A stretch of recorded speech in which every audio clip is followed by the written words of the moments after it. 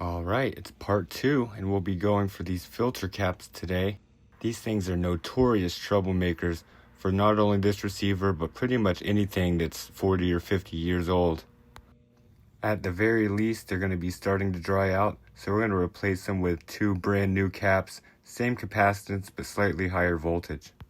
As I mentioned before you do anything, you're going to want to take your multimeter and just check the voltage across the positive and negative terminals. You can see we have 0 here, which is great. It has the bleeder resistor. It's not going to have a charge, but just get in the habit of checking these things before you work on it. So I moved the probe over to the other cap, and still we have 0 volts. So these are discharged fully. I can feel good about reaching in here and working on this without getting shocked. And next we're going to remove these connections from the bottom of the caps and get going. So before you do anything, I highly recommend taking a photo of how this is wired. As you can see on this cap, the black wire is going to the negative. But on this one, the 3 wires are going to the negative and the black wire is going to the positive. So you want to make sure when you put these in, you get the polarity right. You hook them up right the first time. If not, it could be a loud bang. And then secondly, and you'll have to buy new filter caps. Also, you'll notice these each have 4 soldering joints, 2 for positive, 2 for negative. The new caps that I ordered have the screw terminals.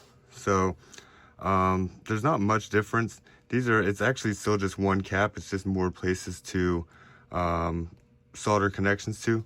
So with these, we're going to end up putting ring connectors on the ends of all the wires, and then we'll screw them down into the caps for a nice secure connection. But we're just going to make sure everything on the positive side goes to the positive and everything on the negative side goes to the negative.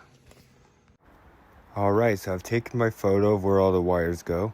Now I'm going to just start taking all these connections off here, unwrapping just slightly and then clipping the wire. So I'm going to work my way around and get all the connections off. Then I'm going to remove some solder and to get the resistors off and try to keep the legs attached so I don't have to replace them.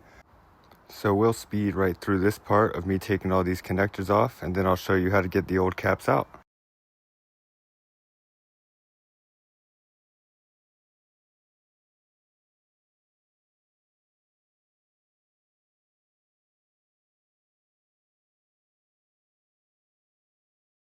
Alright, so all the connections are removed, the caps are loose. I'll turn it around and we'll show you how to loosen the brackets and take the caps out.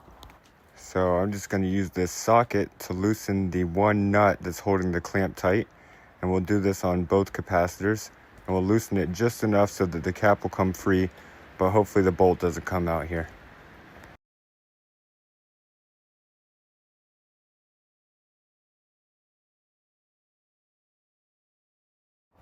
Alright, we got one out. Now we'll just get this one out, and I will turn it back around and we'll get the ring connectors soldered onto all the wires.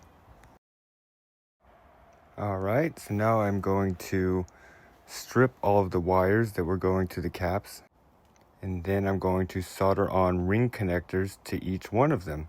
So I will speed through the process here, and we will come back once all the ring connectors are attached.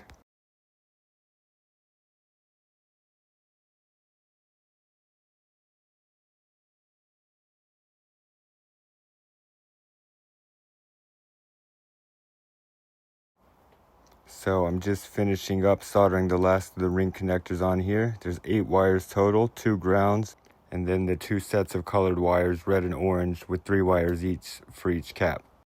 So I'll turn it back around, and then we'll get the new caps in place, tighten them into the brackets, and then we'll come back down here and connect everything up.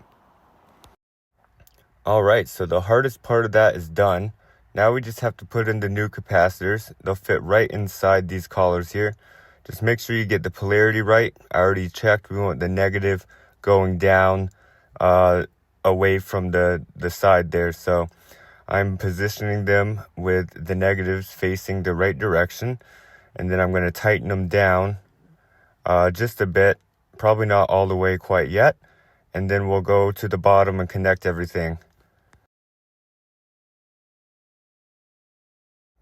So I look back at my photo to make sure of the wiring, and the long black wire goes to the positive on this capacitor, so we'll get that in. And then we're going to put the 3 orange wires to the negative, the 3 red wires to the positive on the other capacitor, and the black wire to the negative of that one. We'll tighten everything down almost all the way, and then we'll get the 2 resistors in sandwiched in between some of these ring connectors.